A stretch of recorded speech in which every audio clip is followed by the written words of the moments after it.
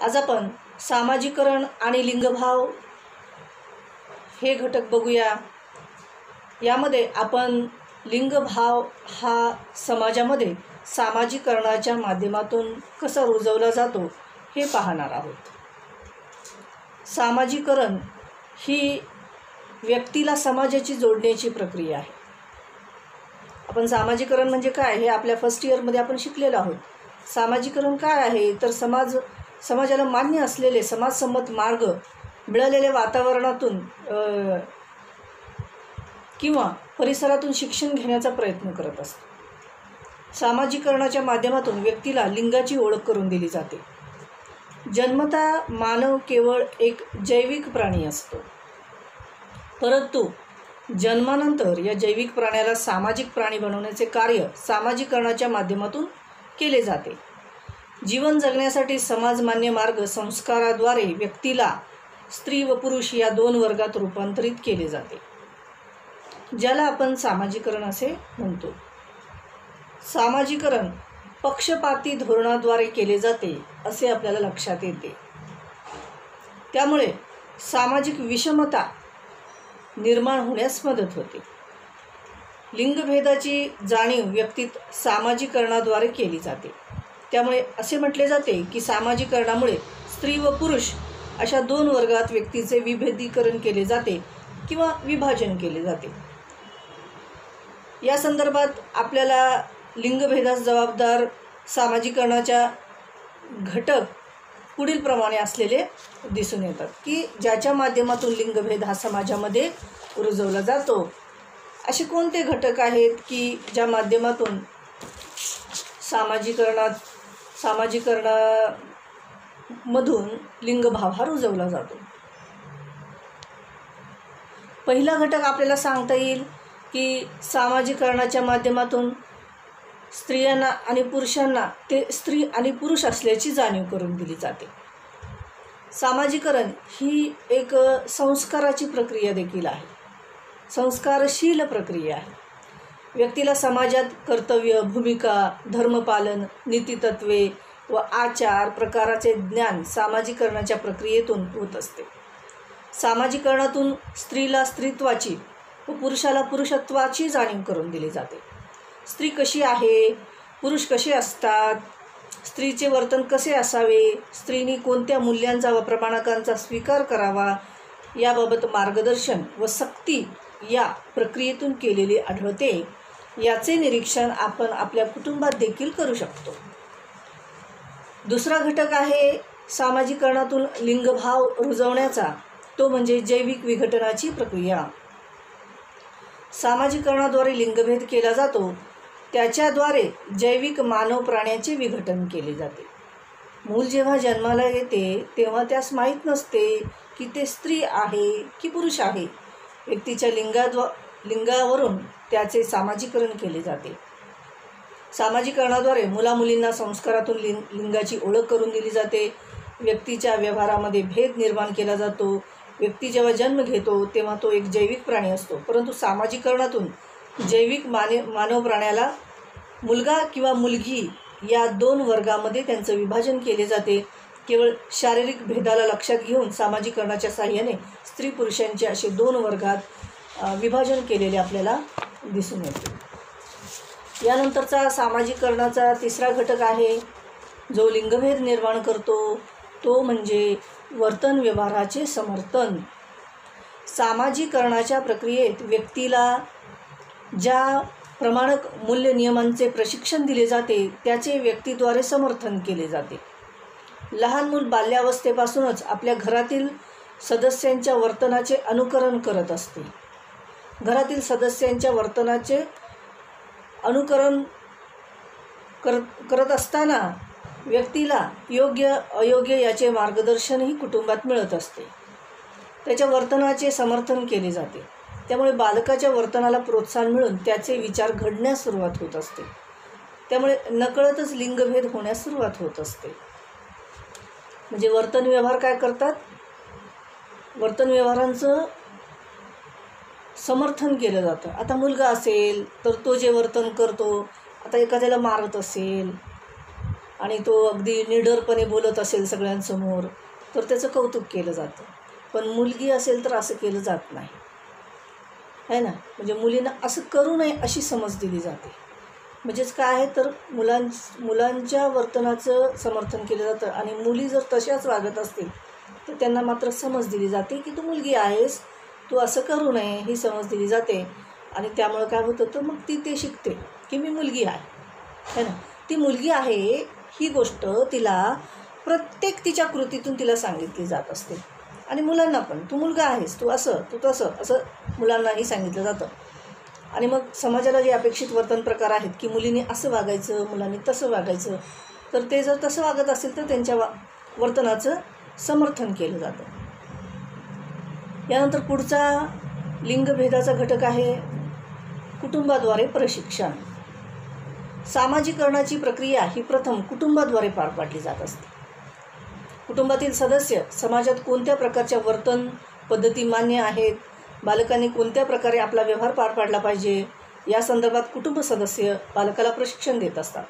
मातापित्याद्वारे मिळणारे हे अनौपचारिक शिक्षण लिंगभेदाला खतपाणी घालण्यात मोलाची भूमिका बजावत असते. मुलगा व मुलगी घडविण्याचे काम कुटुंबातच पार पाडले जात असते. म्हणजे इथं आपल्याला काय लक्षात येतं की सामाजिकरणच आपलं काय लिंगभेदावर आधारित आहे. आणि मूळ म्हणजे इथंच हे चुकत असते.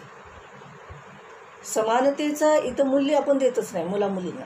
इथं काय आहे भेदाचेच मूल्य आपण मुलामुलींना देत असतो. आणि प्रत्येक कुटुंबातून हे घडतं. म्हणून काय होतं तर हे अशा प्रकारे म्हणजे आपल्याला तो भेद घडत असलेला दिसून येतो.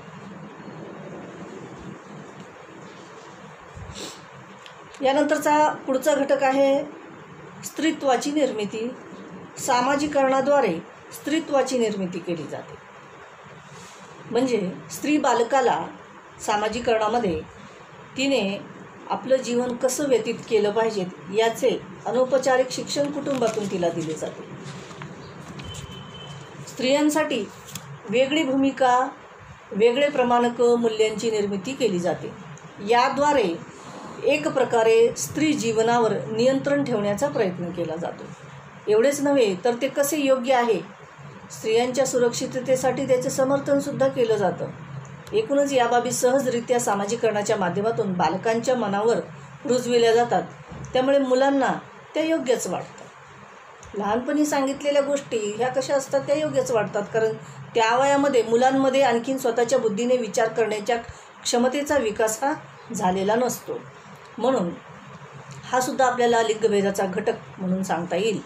यानंतरचा पुढचा घटक आहे लिंगावर आधारित भाषिक संस्कार. सामाजिकरणाद्वारे स्त्री आणि पुरुषांसाठी वेगवेगळ्या भाषांची निर्मिती केली जाते. म्हणजे काही शब्द असे असतात की जे पुरुषांनीच वापरावे आणि त्या शब्दांचा प्रयोग जर एखादी महिला करत असेल तर तिची निंदा केली जाते. तिला सांगितलं जातं की तू मुलगी आहेस, तू काय म्हणायला पाहिजे, मी शाळेला जाते म्हणायचं. मी शाळेला जातो असं तू म्हणायचं नाही. असं प्रत्येक ठिकाणी आपल्याला काय तो ती हे शब्द वापरले गेलेले दिसून येतात. म्हणूनच लिंगभेद निर्माण करण्यासाठीच वेगवेगळे शब्दप्रयोग स्त्री पुरुषांच्या संदर्भात केले जातात. आता आपण इंग्रजी भाषेतलं उदाहरण घेतलं तर तिथं स्त्री पुरुष दोघंही काय म्हणतात, I am going to school, मी शाळेत जातोय, हे दोघंही तेच म्हणतात. ते असं मी जातो असे शब्दप्रयोग त्या ठिकाणी नाही तसं आपल्याला दिसून येतं. यानंतरचा सामाजिकरणामधून लिंगभेद निर्माण करणारा घटक आहे प्रमाणक व नियमनांद्वारे लिंगभेद.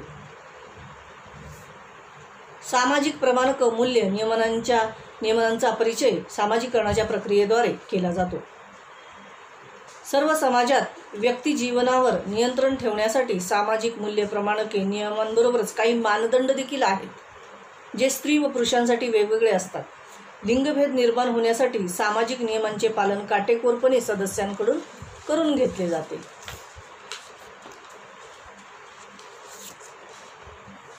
म्हणजे स्त्री पुरुषांच्या संदर्भातली जी काही प्रमाणक मूल्य असतील ही सुद्धा काय आहेत तर लिंगभेदावर आधारित आहेत. मूल्य देखील आपल्या मूल्यांमध्ये देखील समानता नाही आणि ही गोष्ट समाजाच्या लक्षात येत नाही.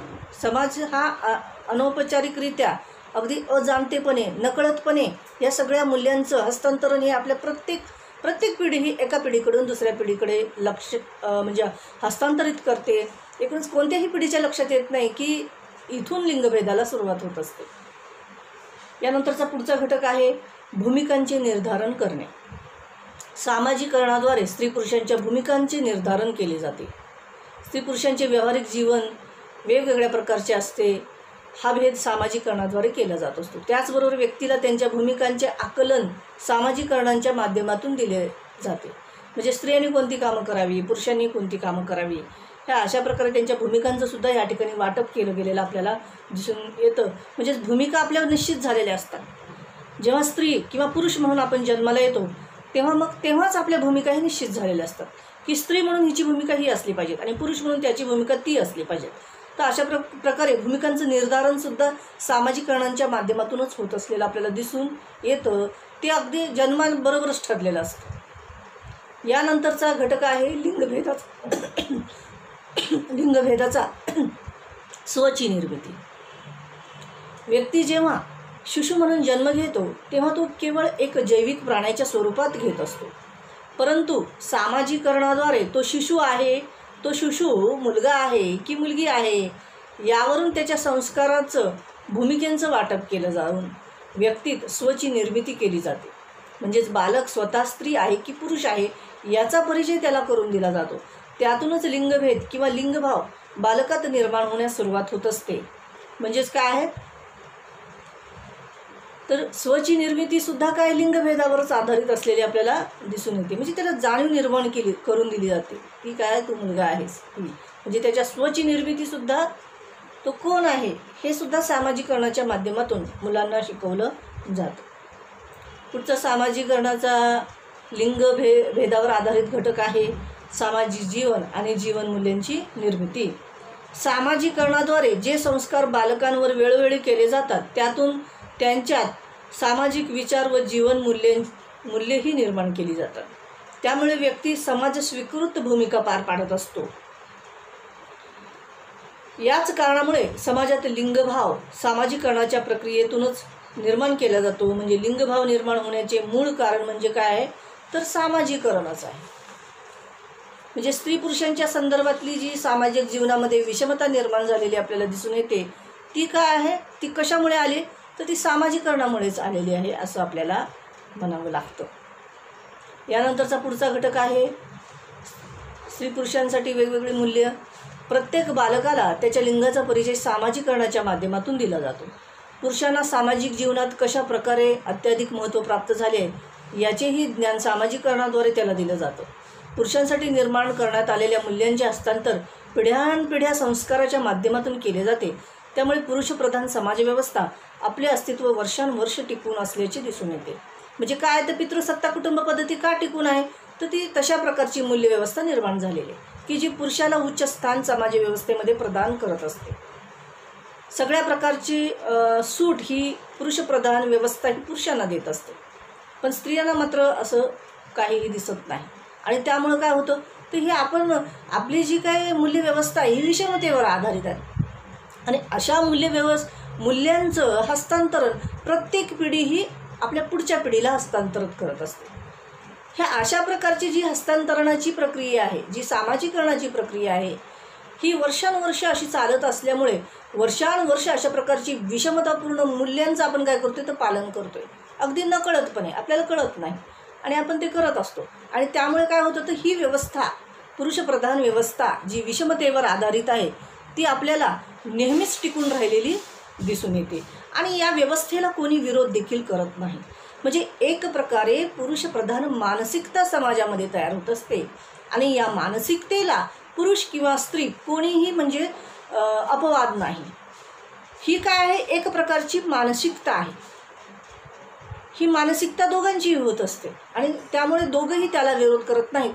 तर दोघांनाही वाटते की ही व्यवस्था योग्यच आहे आणि या व्यवस्थेमध्ये जास्तीत जास्त फायदा हा कोणाचा आहे तर पुरुषांचाच असलेला आपल्याला दिसून येतो. आणि त्यामुळे ते विरोध करण्याचा या ठिकाणी प्रश्नच उद्भवत नाही. यानंतरचा सामाजिकरणाचा लिंगभेद निर्माण करणारा पुढचा घटक आहे स्त्रियांना बंधनं आणि पुरुषांना स्वातंत्र्य. आता याच्यावरूनच आपल्याला काय परस्पर विरोधी मूल्य असलेली दिसून येतात. म्हणजे एका घटकाला स्वातंत्र्य द्यायचं आणि एका घटकाला मात्र पारतंत्र्यात ठेवायचं.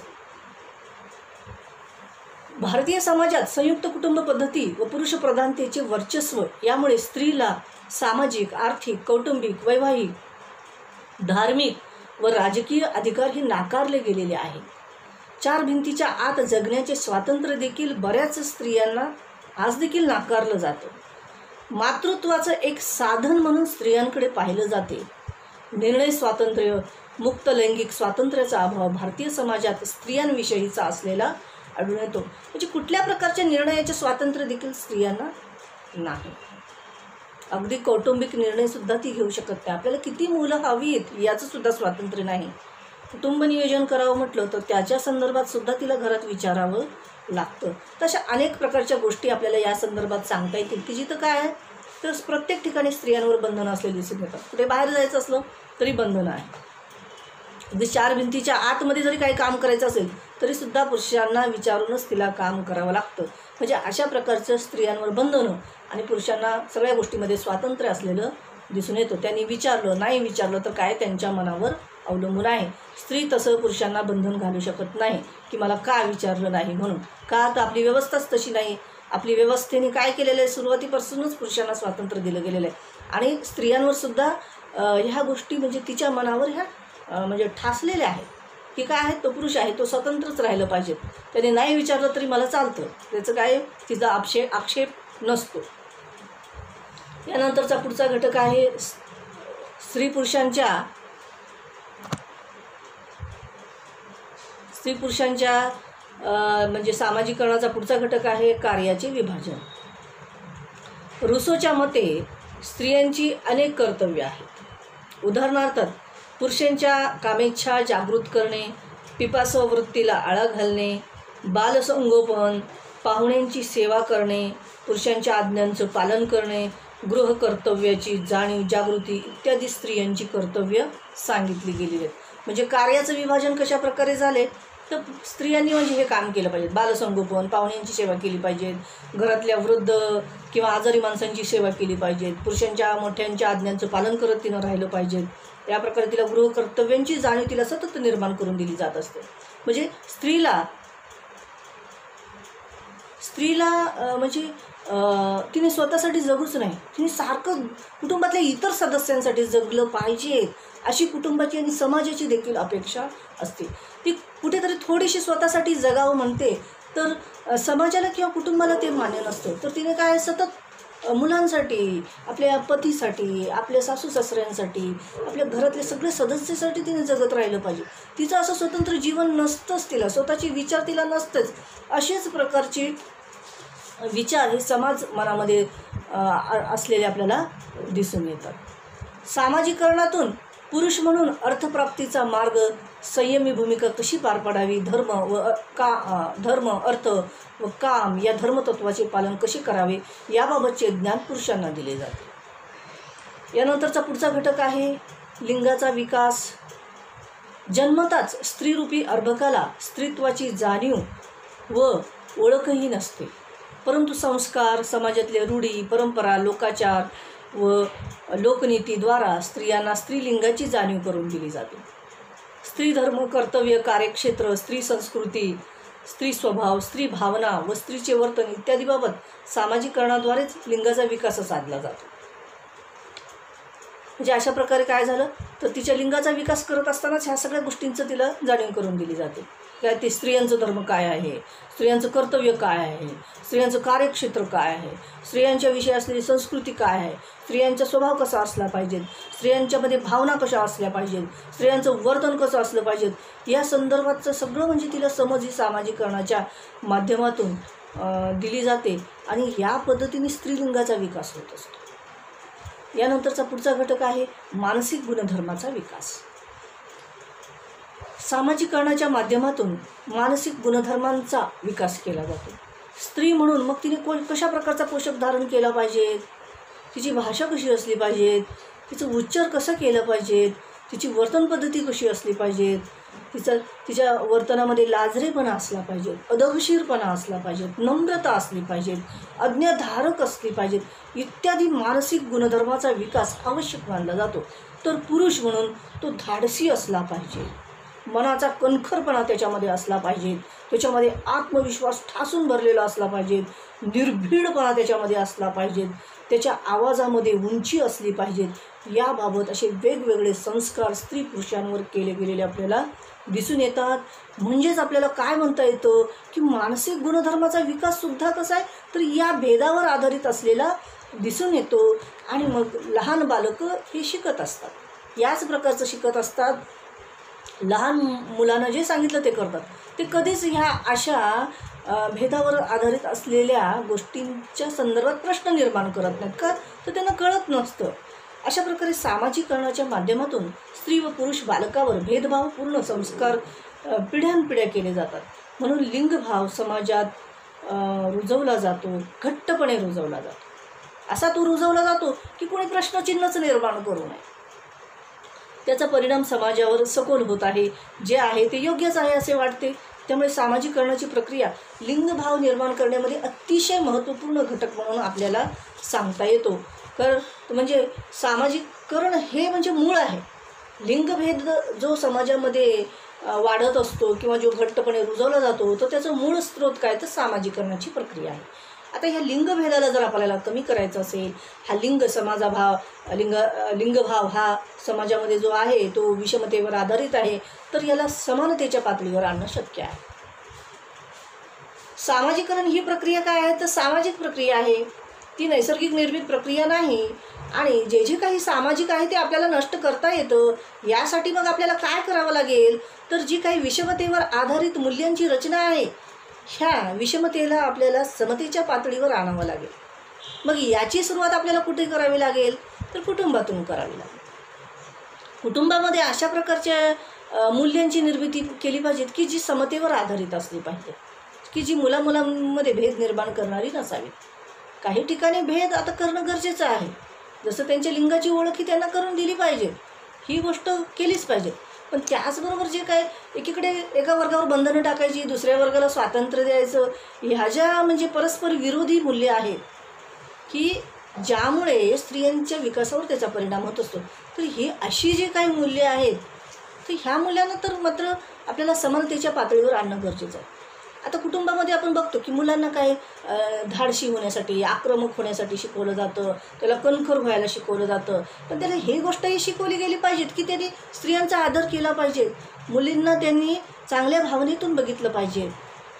हे जर कुटुंबामध्ये असं सामाजिकरण घडवलं गेलं तर निश्चितच स्त्रियांच्या प्रती ज्या काही वाईट घटना समाजामध्ये घडत असतात निश्चितच त्याच्यावर बंधनं येण्यासाठी मदत होतील किंवा त्याच्यावर नियंत्रण यायला मदत होईल. म्हणजे एकूणच काय तो पुरुष आहे आणि स्त्री काय आहे तर उपभोगाचं साधन आहे, हे सुद्धा म्हणजे सामाजिकरणामधून घडत असतं. आणि म्हणून तो मोठा झाल्यानंतर हा मुलगा जेव्हा मोठा होतो तेव्हा मग तो स्त्रियांकडे त्याच भावनेने बघत असतो की काय ती उपभोगाची वस्तू आहे. आणि त्यामुळे मग त्याच्या मनामध्ये तो आदरभाव राहत नाही. तर ही जी काय आदर भावना आहे स्त्रियांबद्दलची ही जसं आपण ज्येष्ठ व्यक्तींच्या संदर्भात मुलांना शिकवतो की त्यांना आदर दिला पाहिजे, त्यांच्या आज्ञेचं पालन केलं पाहिजे, तर अशी मूल्य पुरुषांसाठी सुद्धा समाजामध्ये येणं गरजेचं आहे. लहान मुलांना जर आपण लहानपणापासूनच मुलगा विशेषतः मुलांना नाही मुलग्यांना सुद्धा शिकवलं पाहिजे की काय आहे त्याने मुलींकडे आदराने पाहिलं पाहिजे, त्यांच्याशी मानाने बोललं पाहिजे, त्यांना आदर दिला पाहिजे. असं जर आपण त्यांना लहानपणापासून शिकवत गेलो तर निश्चितच ही मुलं मोठी झाल्यानंतर मुलींना ते आदर देतील जसं मुली देतात, है ना. स्त्रिया जसं पुरुषांना आदराने बोलतात, सन्मान देतात, तर तसं पुरुषांनाही शिकवलं गेलं पाहिजे लहानपणापासून. तर मग निश्चितच काय होईल समाजव्यवस्थेमध्ये आपल्याला बदल पाहायला मिळतील. आणि आज जे स्त्रियांच्या प्रती अन्याय अत्याचार हा जो समाजामध्ये वाढलेला दिसून येतो तर त्याचं कारणसुद्धा काय तर आपल्या लिंगभेदाची प्रक्रिया आणि त्यामुळे तो घडत असतो. तर या ठिकाणी आपल्याला काय म्हणावं लागतं की सामाजिकरणाची जी प्रक्रिया आहे ती काय आहे तर ती समसमानतेच्या पातळीवर निर्माण होणं गरजेचं आहे.